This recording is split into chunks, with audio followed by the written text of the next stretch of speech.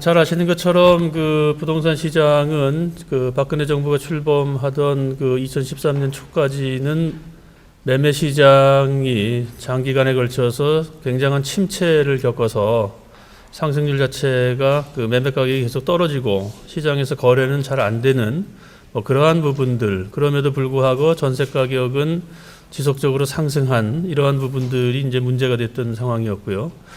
그래서 그 작년에 4.1 대책을 시작으로 해서 8.28 대책, 금년에 이제 9월 1일에 9.1 대책 이런 식으로 주택 시장을 정상화시키는, 그러니까 다시 말씀드리면은 매매 시장에서 매매를 그 거래량을 증가시킬 수 있는 그런 여러 가지 정책을 일관적으로 수행을 해왔다고 생각을 하고 있습니다. 그래서 그 기본적인 내용은 그 부동산 시장이 과열됐던 시기에 도입되었던 그 과도한 규제를 철폐를 해서 어떻게든지 거래를 활성화시키겠다, 뭐 이런 생각을 했었고요. 그래서 거기에 따라서 지금 왼쪽 그림에서 보시면은 주택 매매 가격 증감률이 작년 4.1 대책을 실시한 4월 1일 이후에 플러스로 확연하게 가다가 요 7, 8월 달의 경우는 취득세 인하 한시 조치가 이제 종료가 되면서 거래도 급감하고 시장이 안 좋았던 그런 상황인데, 그 이후에 지속적으로 그 8.28 대책 등을 통해서 매매 가격은 어느 정도 플러스를 보이고 있고요. 금년도 들어서도 완만하게 매매 가격이 올라가고 있는 그런 상황입니다. 그래서 우측 그림을 보시면은 그 매매 가격 상승률이 전국적으로 이제 플러스로 돌아서는, 수도권에 플러스로 돌아서는 거는 5년 만에 처음으로 지금 돌아서고 있는 그런 상황임을 보실 수가 있습니다. 그래서 지금 뭐 생각을 하면은 2년여에 걸친 매매 시장 정상화, 규제 완화 등의 그 영향을 받아서 매매 시장은 지금 회복을 할 수 있는 그 초기 단계에 있지 않겠나, 우리는 이렇게 생각을 하고 있습니다. 이 거래량으로 보게 되면은 그 예년에 비해서 상당히 많이 증가하고 있는 상황이고요. 작년도 2013년도의 거래량하고 금년도를 보게 되면은 6월달 언저리를 제외하고는 전부 금년도가 높다는 것을 보실 수가 있습니다. 작년 6월은 아까 말씀드린 대로 취득세 한시적인 그 완화 조치가 그 만료되는 시점이어서 이제 거래가 많이 몰렸고 7월달에 거래 절벽이 나타난 상황이기 때문에 그건 예외적인 걸로 보면은 작년도보다 거래도 많이 늘어났다 하는 거고요. 그래서 2013년의 경우는 2012년에 비해서 거래량이 한 18% 정도 늘었고, 금년도는 그 9월까지 누적 통계로 하면은 작년도에 비해서 한 22% 정도 거래가 늘어서 2년간에 걸친 그 부동산 시장에서의 규제 완화 정책의 그 효과가 일단 그 거래량을 상당히 증가시킨 그런 효과는 있었다라고 생각을 하고 있습니다. 2011년, 2012년의 경우에 그 돌이켜 생각을 해보면은 신문지상이나 뭐 이런 데에 연이어 문제 제기가 됐던 것이 이제 하우스 푸어 뭐 이런 쪽이 문제 제기가 굉장히 많았죠. 그 하우스 푸어 문제를 어떻게 해결할 것인가가 그때 큰 화두 중에 하나였습니다. 부동산 시장에서.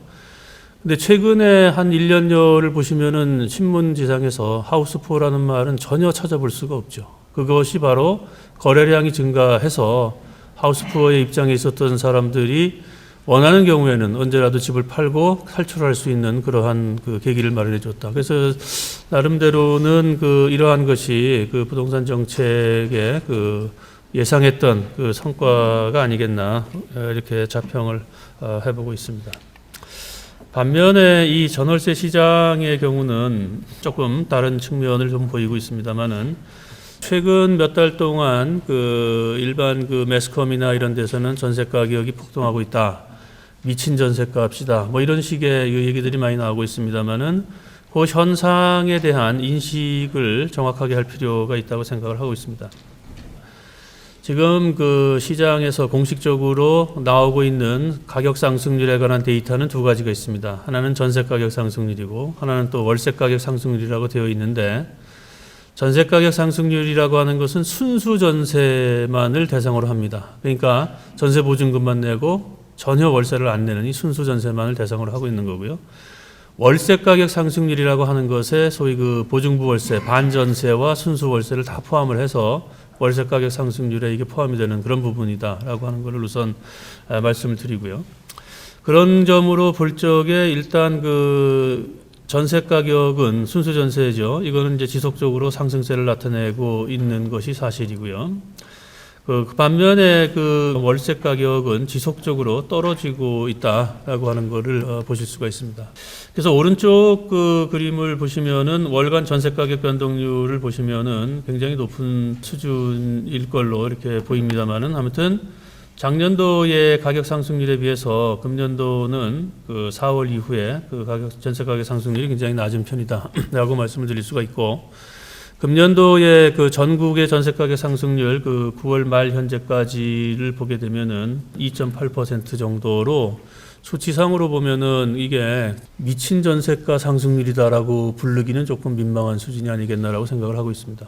그럼에도 불구하고 하여튼 시장에서는 굉장히 그 신경들을 많이 쓰고 있습니다만은 이 내용인즉슨 순수 전세 중에서 그 약간 그 고가의 전세에 해당하는 부분이 2년 전세 계약이 끝나서 그 다시 재계약을 하려다 보니까 뭐 1억 원을 올려달라, 2억 원을 올려달라 이런 케이스가 없지 않아 있기 때문에 그런 부분들이 이게 뭐 말이 되냐 하는 식의 얘기가 되고 있습니다만은 전체적으로 볼 적에 전세 가격 상승률 자체만으로 놓고 최근 5년간을 만약에 우리가 비교해 본다 그러면 2011년에 굉장히 많이 올라갔던 거를 감안을 하더라도 이거는 그 전체적으로 볼 적에는 그렇게까지 심각하다라고 우리가 봐야 되겠는가 하는 그 문제가 있습니다.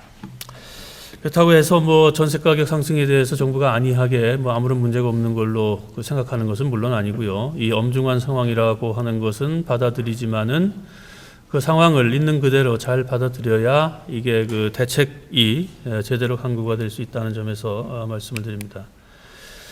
그래서 최근에 이제 높게 그 전세 가격에 대해서 이제 그 부담을 느끼고 있는 부분은 이런 부분이 있습니다. 이게 지금 최근 몇 년 동안 전세 가격이 지속적으로 상승함에 따라서 쭉 살펴보게 되면은 2009년을 100으로 할 적에 근로자 소득이 늘어난 거에 비해서 전세 지수는 이제 훨씬 많이 늘어난 걸 보실 수가 있습니다. 이런 부분들, 지속적으로 전세 가격이 상승하는 데 따라서 매년 올라간 율 자체는 그렇게 크지 않게 보이지만은 매년 그 일정한 율로 계속 올라간 것 때문에 누적해서 보게 되면은 역시 이게 부담이 늘어난 거, 전세에 사는 순수 전세에 사는 분들의 부담이 늘어난 거는 뭐 사실이다라고 이제 말씀을 드릴 수가 있겠고, 그다음에 이제 그 매매가 대비 전세가 비율도 최근 들어서 그 과거에 최고치가 2001년도였는데 거의 과거 최고치에 육박할 정도로 이게 이제 올라가고 있다 이런 겁니다.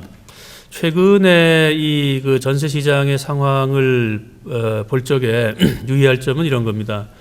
전세 시장에서 순수 전세 가격이 올라가는 그 이유는 기본적으로 전세 시장이 뭐 잘 아시는 것처럼 그 수급 불균형, 그러니까 초과 수요가 존재하기 때문이다라고 하는 거고요. 그거는 집주인의 입장에서 보면은 지금 금리가 저금리로 굉장히 그 낮은 상태에서 전세금을 웬만큼 받아봐야 은행에 넣어도 이자 수입이 별거 없다. 이렇게 되니까 전세금을 올려받으려고 하는, 만약에 순수 전세를 계속 놓을 거면 올려받으려고 하는 그런 경향이고, 그 세입자의 입장에서 보게 되면은 이게 장래에 그 지금 그 집값 상승률에 그 대한 그 기대가 별로 없기 때문에 집을 구매하기보다는 전세에 눌러 앉아 있는 것이 기회비용의 측면에서 볼 적에 싸다. 뭐 이렇게 생각을 하기 때문에 가급적이면은 그 순수 전세에 눌러 앉으려고 하고, 실제로 그 전세를 반전세로 전환하는 데 따르는 그 뭡니까 그 전환율이 시중 그 대출 금리보다도 한 2 내지 3%포인트 정도 높기 때문에 사실은 전세가 기회비용 면에서는 반전세나 월세보다 유리한 점이 있어서 세입자들은 또 전세를 원하고, 집주인들의 입장에서는 그 은행에 넣어봐야 별거 없으니까는 되도록이면 반전세로 바꾸려고 하고, 이러다 보니까 전세 시장에서 순수 전세 시장에서 공급은 부족하고 수요는 넘치고, 이래서 이제 가격이 올라가는 걸로 파악을 하고 있습니다. 그래서 지금 상황을 보시면은 방금 말씀드린 대로 이렇게 되고 있습니다. 시장에서의 상황이 전세 거래량은 뭐 최근 몇 년 동안 거의 변화가 없는데 반해서 이 월세, 반전세를 포함한 월세 거래량은 이게 상당히 빠른 속도로 늘어나고 있다는 것을 보실 수가 있고, 지방의 경우는 이미 B아파트의 경우에는 월세 거래량이 반전세 포함하는 겁니다. 그 전세 거래량보다 훨씬 많아졌다. 자, 이게 최근 몇 년간의 이런 상황, 그 다음에 앞으로 그 저금리가 당분간은 유지될 것이다라고 하는 상황 등등을 전반적으로 감안해 보면 지금 그 전세가 월세로 전환되는 거는 거대한 추세일 것이다라고 하는 것이 인식입니다. 그러니까 이거를 인위적으로 바꾸려고 해도 그 순수 전세 시장으로 돌아가기는 어렵겠다라고 하는 것이 일반적인 그 생각이고요. 순수 전세 시장으로 돌리는 것도 이게 만약에 사회적으로 볼 적에 순수 전세 시장이 그 바람직한 그러한 상황이라 그러면은 뭐 가진 노력을 다 해보겠습니다만은 사실은 그 전세라고 하는 것은 잘 아시는 것처럼 세계에서 우리나라에만 있는 제도 아니겠습니까? 그리고 이거는 일종의 공공적인 금융이 아니라 사금융의 형태가 있는 그런 상황이어서 과거 금융이 주택 관련된 금융이 발달되지 못했고 주택가격 상승에 대한 기대가 굉장히 높았던 그런 시기에는 상당히 유용한 그러한 그 수단이었습니다만은 현재 상태에서 주택가격 상승률이 앞으로 과거와 같이 높지 않을 것이다. 고령화가 진전이 되고 금리는 낮은 수준으로 유지될 것이다. 뭐 이런 상황에 비춰보면은 전세제도가 자체적으로 유지 가능한 제도냐 하는 데 대해서 상당한 회의가 있는 것이 사실입니다. 그러한 상태에서 어떤 정책을 써야 될 것인가? 그 한간에서 일각에서 얘기하는 대로 무슨 수를 쓰든지 전세 공급을 늘려주는 것이 적절한 정책 방향이냐? 아니면 이 전세가 월세로 전환되는 것이 대세이기 때문에 이 부분을 인정을 하고 가급적 그 전세가 월세로 전환되는 데 따르는 그 부작용을 최소화시키는 정책을 사용하는 것이 적절한 정책인 것인가라고 하는 것을 고민을 할 수밖에 없는 상황이고요. 저희가 그 얼마 전에 10월 30일에 낸 대책은 두 번째 견해 전세가 월세로 바뀌는 것이 시장의 큰 구조적인 변화이고 이것은 정책으로 돌이킬 수는 없는 그러한 상황이라는 것을 인식을 하고 이러한 그 추세의 변화에 따라서 구조전환기에 고통을 받고 있는 분들의 고통을 최대한 덜어드리자 하는 것이 이제 정책의 목표가 될 수밖에 없다 이렇게 생각을 하고 있습니다. 그래서 시장 평가는 뭐 방금 다 말씀드린 것처럼 그 매매 시장은 회복세로 일단 접어들었다고는 생각하고 있습니다. 그렇지만 아직 회복세는 견고하지 못한 그런 상황이고요.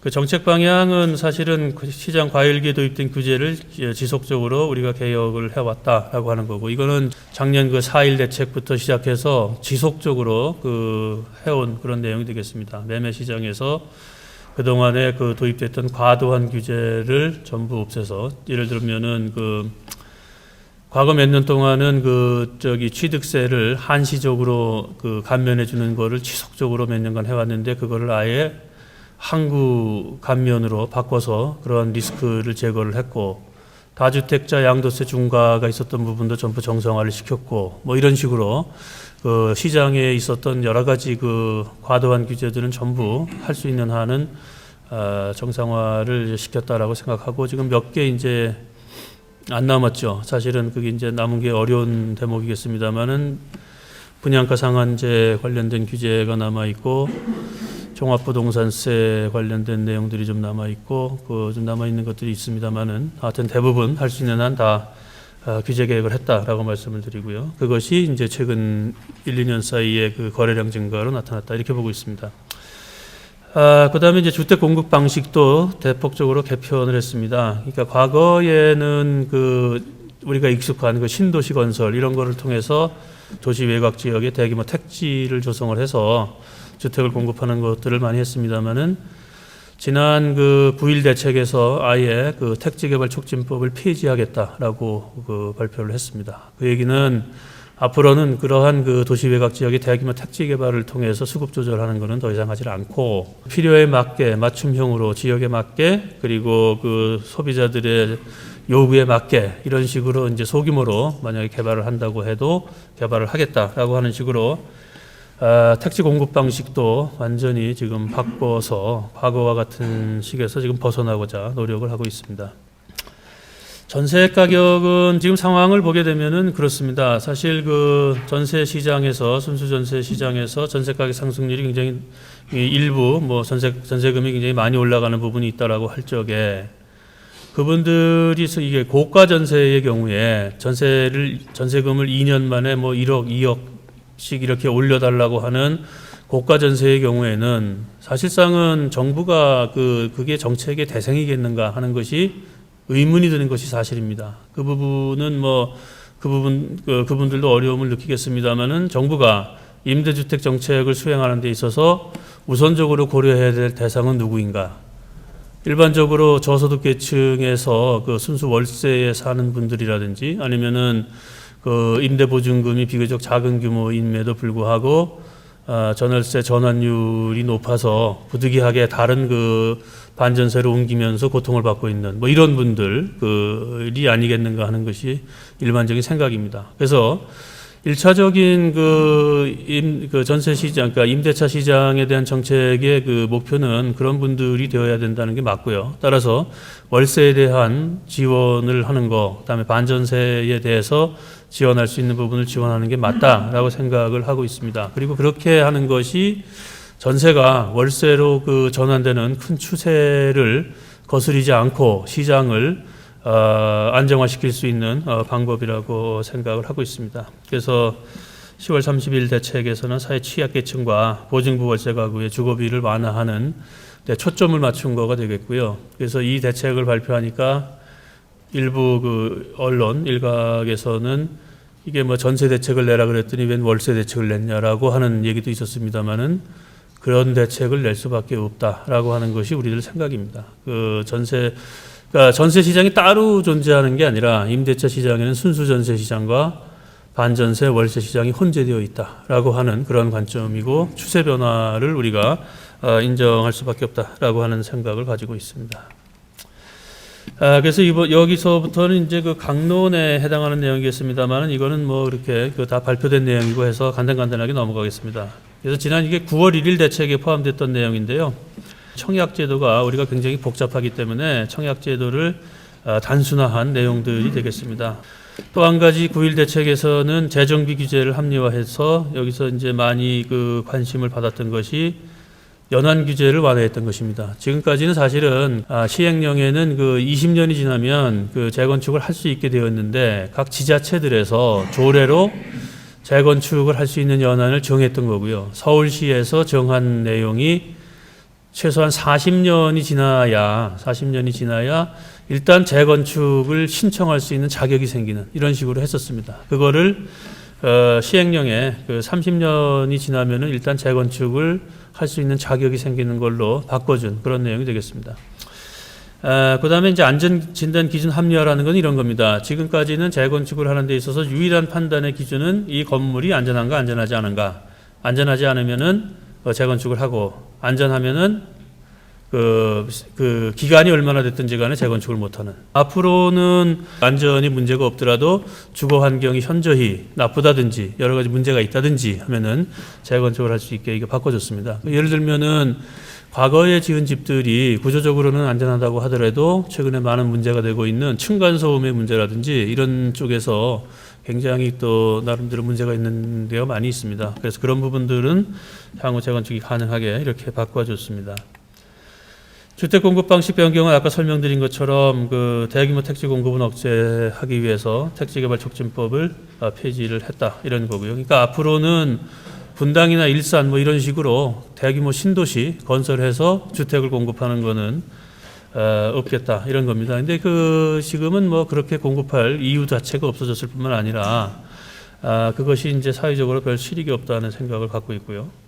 근데 일각에서는 그럼 택축법을 폐지를 하게 되면은 그러면 주거단지는 건설을 못 하느냐 뭐 이런 그 얘기를 합니다만은 그거는 공공주택법이나 아까 말씀드린 도시개발법에 의해서 소규모로 단지 개발은 얼마든지 할 수 있고 과거의 택축법은 여러 가지 그 법에 있는 것들을 전부 의제해서 빠른 시일 내에 그 신도시를 건설하기 위해 만든 법이기 때문에 앞으로 그 대규모 신도시를 건설하지 않을 거라면 뭐 별 문제는 없을 것으로 생각하고 있습니다. 다음에 이제 설명드릴 게 저소득층 주거비 부담 완화. 요거가 이제 그 10월 30일에 저희가 그 대책을 발표한 내용이 되겠습니다. 주요한 내용들을 보면은 우선 그 사회 취약계층을 위한 그 월세 대출. 이거는 그 여러 가지 고려해야 될 점이 있어서 내년의 경우에 그 500억 원 정도 그 시범 사업을 일단 좀 해보고 그 결과에 따라서 그 확대를 할 것인지 하는 거를 할 생각으로 있습니다. 그 다음에 이제 여기서 이제 과거하고 조금 달라진 점들이 이겁니다. 예를 들어서 LH가 전세 임대를 하는 경우에 보증부 월세 가구는 지원 금리를 인하를 하겠다는 거고요. 여기서 보시는 것처럼 보증금이 2천만 원이냐, 2천만 원에서 4천만 원이냐, 4천만 원 초과에 따라서 금리를 차등을 두었다는 것입니다. 이것은 무슨 얘기냐니까 반전세로 가는 분들이 그 보증금이 작을수록 그만큼 더 어려운 분들이기 때문에 그 보증부 월세 쪽에 그 지원을 강화하겠다 이런 거가 되겠습니다. 그다음에 기금 대출을 하는 경우에도 보증부 월세 가구는 지원 금리를 인하를 하겠다라고 하는 거고요. 이 두 가지 점이 지금 이제 LH나 그 국민주택 기금이나 이런 쪽만 우선 저희가 다뤘습니다만은 과거에 그 임대차 시장에 관한 정책하고 도드라지게 구별되는 부분입니다. 그러니까 지금 이게 전세가 월세 전환되는 과정에서 중간 징검다리로서 이제 반전세, 보증부 월세가 굉장히 그 중요한 그 임대차 시장에서의 거주 형태로 나타나고 있기 때문에 당연히 그 보증부 월세에 대한 지원을 강화하는 대책을 사용을 하겠다. 뭐 이런 얘기가 되겠고요. 사실상 이분들이 그 많은 고통을 겪고 있는 것도 사실입니다. 그 이유는 월세 전환율 자체가 그 시장금리 플러스 한 3%포인트는 조금 높아 보인다라고 하는 생각이고요. 그게 이제 월세 전환율이 그 대출금리, 대출금리보다 조금 높을 수밖에 없지 않겠나는 생각은 하고 있습니다만은 이게 월세 시장에서의 리스크를 어떤 식으로 감안을 할지 하는 거에 달려 있겠습니다만 현재는 좀 높아 보여서 아직 그 시장이 균형을 찾지 못한 상황이라고 저희들은 생각을 하고 있고 그러한 상황을 생각한다 그러면은 전세를 살다가 그 비자발적으로 보증부 월세로 옮겨간 분들은 고통이 있다라는 생각이고 그분들한테 우선 뭔가 정책적으로 도움을 드려야 된다라는 생각을 가지고 있습니다. 그래서 1차적으로 한 것이 이제 LH나 그 국민주택기금을 이용을 해서 할 수 있는 부분은 좀 하겠다라고 하는 거고 이 부분은 앞으로 조금 더 고민이 필요한 그러한 부분이라고 생각을 하고 있습니다. 그 다음에 이제 그 한 가지는 저희가 이제 2017년까지 50만 가구의 공공임대주택을 그 공급할 입주를 추진할 생각으로 있고요. 여기서도 이제 많이 알려지지는 않은 것입니다만은 이런 거가 또 중요한 내용이 되겠습니다. 과거에는 공공임대주택이든 뭐 이런 거의 그 목표가 이게 저거였거든요. 사업 승인 기준 또는 착공 기준이었는데 박근혜 정부 들어서면서 그 기준을 입주 기준으로 다 바꿨습니다. LH 같은 경우에 사업 승인 받고 안 짓는 거 굉장히 많거든요. 뭐 이런 거는 별로 국민들 주거복지를 판단할 수 있는, 파악할 수 있는 적절한 지표가 아니라고 생각을 해서 전부 입주 기준으로 저희가 바꿨고요. 그래서 입주 기준으로 50만 가구를 지금 하겠다라고 하는 그 내용이 있습니다. 그리고 10월 30일 날 그 발표한 그 대책에서 한 가지 말씀드릴 수 있는 것은 지금 저희가 이제 매입 임대나 전세 임대 같은 것들을 이제 하고는 있습니다만은 매입 임대, 전세 임대는 그러니까 건설 임대의 경우에는 우리가 목표를 세우더라도 그 주택을 건설을 해서 실제로 공급할 때까지 시간이 몇 년 걸리니까 바로 효과가 안 나타나지만은 매입 임대 같은 거는 시중에 나와 있는 집을 사서 임차인들한테 그 싼 월세로 빌려주겠다. 뭐 이런 거기 때문에 매입 임대나 전세 임대 같은 거는 이제 바로 그 효과를 낼 수 있는 뭐 그런 부분이 되겠습니다. 그래서 이게 그 정책이 그 금년도에 예정됐던 것보다 금년도에 3,000호를 더 매입 전세 임대를 공급하기로 했고 내년도에 10,000호 정도를 더 공급하기로 지난 10월 30일에 발표를 했습니다. 저희가 사실 국토교통부의 입장에서는 이거 지금 발표된 것보다 훨씬 더 많은 숫자로 대폭 늘리려고 생각을 했습니다만은 이게 생각보다 돈이 굉장히 많이 드는 그 정책입니다. 그래서 기획재정부 예산실의 강력한 반대에 부딪혀서 13,000호 증가에 그친 것을 안타깝게 생각을 하고 있습니다만 아무튼 이것의 의미는 이렇습니다. 지금 그 일각에서 걱정하는 것이 내년의 경우에 그 재개발이나 뭐 재건축이나 이런 것들 때문에 이주가 많아서 서울시에서 최근에 발표한 자료에 의하면은 내년에 한 1만 2천 호 정도 주택이 부족하게 되고 1만 2천 호의 주택이 부족하게 되면은 그만큼 그 전세 시장이 불안해지고 전세 가격이 폭등할 뿐만 아니라 그것이 인근 수도권으로 확산될 염려가 있다라고 하는 것이 이제 서울시 쪽에서 걱정하는 내용입니다만은 저희가 금년 말 내년에 1만 3천 호를 추가로 공급을 하는데 매입 전세 임대이기 때문에 이거는 뭐 바로 공급할 수 있는 겁니다. 시중에 나와 있는 걸 사서 바로 공급하면 되니까. 그래서 이거를 지금 내부적으로는 그 지역별로 봐서 전월세 가격 상승률이 높아서 문제가 되는 이런 지역들, 이주가 많이 일어나는 지역들 이런 데 집중적으로 공급할 생각을 하고 있습니다. 그리고 그 서울시 등 지자체와 협의를 잘 해서 그 이주 시기 같은 것들도 조정할 수 있는 만큼 조정을 하겠다. 조금 이렇게 어느 한 몇 달에 몰리지 않고 이렇게 전체적으로 좀 스프레드 시키겠다라는 생각을 갖고 있기 때문에 그 지금 그 일각에서 제기되는 그러한 문제들 일시적으로 그 수급이 불균형해서 임대차 시장에 큰 불안이 우려된다라고 하는 부분은 특히 서울시에서 제기한 그 문제는 그 10월 30일 대책으로 상당 부분 그 해결이 됐다 이렇게 저희들은 생각을 하고 있습니다. 민간 자본을 활용한 임대주택 공급을 확대를 하겠다는 그 생각을 가지고 있습니다. 그러니까 이게 임대주택을 이렇게 건설을 해서 뭐 공급을 하는 이런 것이 주로 이제 그 공공에서는 LH 공사를 시켜서 공급을 했는데 LH 쪽의 주장에 따르면은 건설 임대 한 채를 공급하는 데 따라서 작게는 8,500만 원, 많게는 1억 원 가까이 손해를 본다는 거거든요. 그 임대주택은 지금 당장 돈을 넣어서 공급을 하지만 그 임대료는 수십 년에 걸쳐서 회수를 해야 되기 때문에 그 손해가 굉장히 막심하다. 뭐 이런 얘기였습니다. 근데 이게 과거에 부동산 시장의 경기가 좋았을 적에는 별로 문제가 안 되는 것이 LH가 분양주택도 했기 때문에 분양주택에서 이득을 남겨서 그 남긴 이득을 가지고 임대주택을 공급하는 소위 그 교차보존이죠. 교차보존이 가능했기 때문에 LH 쪽에서 정부가 시키는 대로 임대주택을 뭐 공급해도 큰 불만은 없었습니다만은 최근의 경우는 지금 공공기관 구조개혁과 더불어서 LH의 경우에는 그 부채가 가장 많은 뭐 143조 정도 부채가 있는 어마어마한 부채를 갖고 있는 기관이고 부채를 줄여야 된다는 것이 목표로 주어진 상황에서 니네들 한 채당 1억 원씩 손해를 보면서 임대주택을 지어라 이렇게 얘기하기가 굉장히 어려운 상황이 됐습니다.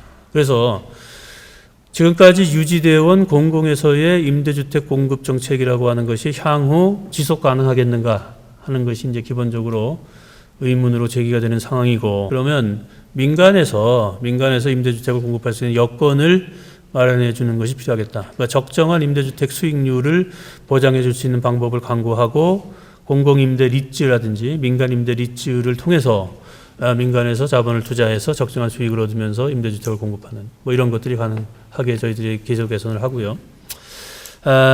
더불어서는 그 다른 나라하고 비교해서 우리나라의 경우가 임대주택 시장에서의 문제점 중에 하나가 굉장히 그 대규모로 임대주택 사업을 하는 그러한 그 사업자가 별로 없다는 것이죠. 그 외국에 비해서는. 그래서 향후에는 그런 부분도 좀 가능하게 여러 가지 세제나 기타 그 개편을 전제도 하고 있고 앞으로도 지속적으로 할 생각을 하고 있습니다.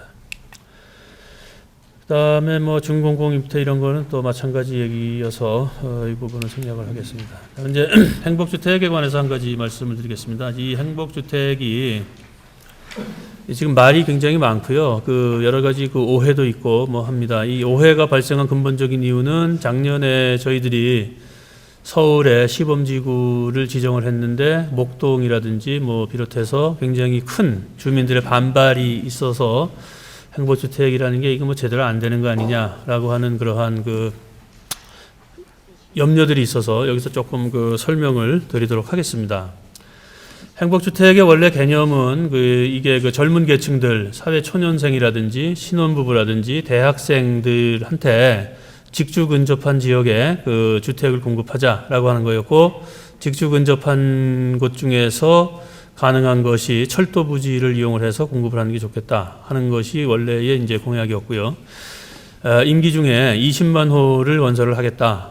20만 호를 건설하는 것 중에서 이게 그 신혼부부, 사회초년생, 대학생들한테 60%, 나머지는 저소득계층이나 그 노인계층이나 사회취약계층에 공급하겠다라는 것이었습니다. 근데 이제 저희가 이거를 다시 면밀하게 검토를 해서 조정을 한 것이 행복주택의 그 건설 호수는 14만 호로 작년에 줄인 바가 있습니다.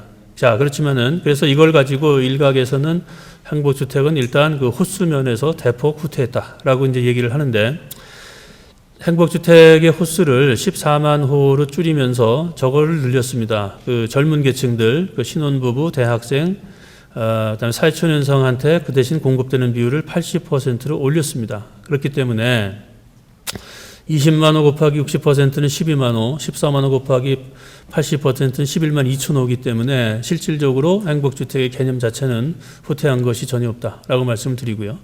그러면 20만 호를 14만 호로 줄였으니까 그 6만 호만큼 포기한 거 아니냐? 그렇지 않고 그 6만 호는 정부의 기존에 있던 그 임대주택 공급에 포함을 시켰습니다. 그렇기 때문에 전체적으로 봐서 박근혜 정부가 원래 계획했던 임대주택의 공급 호수 50만 호는 변함이 없고, 오히려 최근에 거기 1만 3천 호를 늘린 뭐 그러한 상황이다라고 이제 말씀을 드릴 수가 있겠습니다.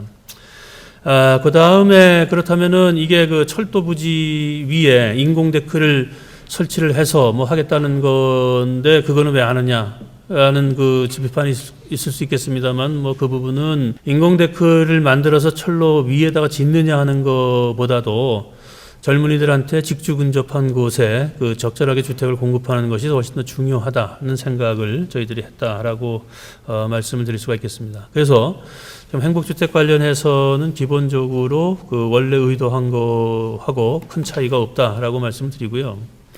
또 한 가지는 이제 저희가 발표한 거에 의하면은 금년도에 2만 6천 호 사업 승인을 행복주택을 하겠다라고 얘기를 했는데, 뭐 현재까지 그 사업 승인한 게 몇천 호밖에 안 되는데 이게 되겠나 뭐 이런 그 저런 그 염려들이 있습니다. 이게 지금 금년도에 사실은 작년도에 저희가 행복주택 관련돼서 여러 가지 우여곡절을 겪으면서 추진 체계를 완전히 개편을 하고 하느라고 조금 늦어져서, 그리고 이제 사업 수행 방식도 지자체 협의를 전제로 해서 수행을 하느라고 조금 늦어졌습니다만은, 그러다 보니 이 사업 승인 물량이 그 연말에 집중된 뭐 그러한 그 피치 못할 사정이 있었습니다. 그렇지만 현재까지 지방자치단체하고 합의가 다 끝났고, 그 이제 사업 승인 절차만 밟으면 되고 있는데, 그래서 지금 절차를 밟고 있습니다만은, 그 지방자치단체하고 금년도에 행복주택 사업 승인하기로 협의가 다 끝난 물량이 3만 호입니다. 그리고 지금 현재 계속 협의 중에 있고요, 추가로.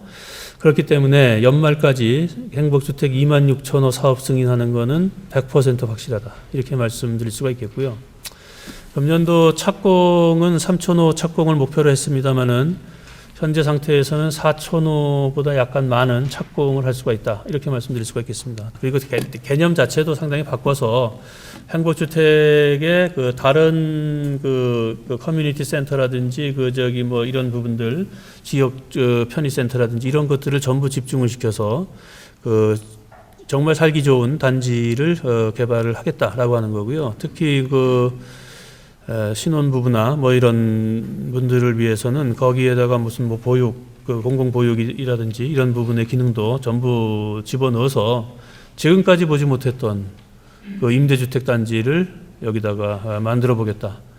그러니까 임대주택 단지라고 하는 것이 이제 수천 호씩 들어가는 그런 거는 사실은 앞으로 짓기가 굉장히 어렵습니다. 어느 지자체를 막론하고 임대주택을 건설하겠다 그러면 반대거든요. 왜냐하면은 지방 세수 수입은 없는 반면에 보조금은 뭐 굉장히 많이 나가야 되기 때문에 다 반대하는 상황에서 대규모 임대주택을 짓겠다? 그거는 굉장히 어렵다고 봅니다. 그래서 하여튼 그 행복주택은 예정대로 잘 진행이 되고 있다라고 그 말씀을 드릴 수가 있겠고요. 뭐 이런 그 실적이 있습니다. 주거급여 관련해서는 소위 이렇게 돼 있습니다. 과거에는 뭐 주택, 교육, 의료 뭐 등등 해서 이제 기초급여에 전부 포함이 되어 있던 것이 작년 말에 이제 주거급여법을 만들면서 주거급여, 그러니까 소위 얘기해서 주택 바우처를 국토교통부가 담당을 하는 것으로 이제 바꿨습니다. 바꿔서 과거하고 달라진 점은 일단 대상이 굉장히 늘어났다. 과거는 이제 중위소득의 33%가 대상이었는데 43%까지 확대를 했고요. 그 다음에 이제 과거에 비해서 월 평균 9만 원 주던 것이 11만 원 정도로 이제 늘어나게 됐고, 그리고 이제 과거하고 근본적으로 달라진 거는 과거의 기초급여의 경우에는 이제 소득 수준을 기준으로 해서만 지불을 했기 때문에 이게 사정에 따라서 별 차이가 나지 않았지만은 이거는 소득 수준, 위치, 가구 원수 뭐 이런 걸 전부 감안을 하기 때문에 경우에 따라서는 종전보다 20만 원, 30만 원 더 받는 분들도 있습니다. 그렇기 때문에 이게 근본적으로 맞춤형으로 가급의 맞춤형으로 우리가 지원을 할 수 있다라고 하는 것이고요. 그래서 이 부분이 내년도 예산에도 저희가 한 1조 500억 정도 예산을 이미 잡아놨습니다. 이제 잡아놓은 그런 상태인데, 지금 문제는 내년도에 1, 2, 3, 4, 5월 달까지 주거급여를 지급을 못하고 종전에 하던 대로 기초급여에다 합해서 지금 지급할 수밖에 없는 상황이 있습니다. 그 이유는 기초생활보장법, 소위 송파 세모녀법이라고 불리우는 기초생활보장법이 아직 국회에서 통과를 안 시켜주는 바람에 이게 지금 그분들한테 필요한 건데 이게 지급을 못하는 뭐 그런 거가 있고요. 금년도에도 사실 기초생활보장법이 통과가 안 돼가지고 주거급여 말고 다른 급여, 이게 개별급여로 전부 바뀌면서 대상이 전부 늘어났거든요. 주거만 늘어난 것이 아니라 의료도 늘어났고 뭐 이게 다 늘어났는데, 그래서 정부가 10월부터 지불을 하려고 2,300억 예산을 확보했습니다. 한 푼도 못 쓰고 있습니다. 지금 법이 통과가 안 돼가지고 어려운 분들한테 한 푼도 쓰지 못하고 있는 그러한 점들이 좀 있습니다. 그래서 이게 지금 국회에서 빨리 좀 법안이 통과가 되어야 이런 분들한테 더 도움을 드릴 수 있겠다, 이렇게 생각을 해보고 있습니다. 네, 이상 발표 마치겠습니다.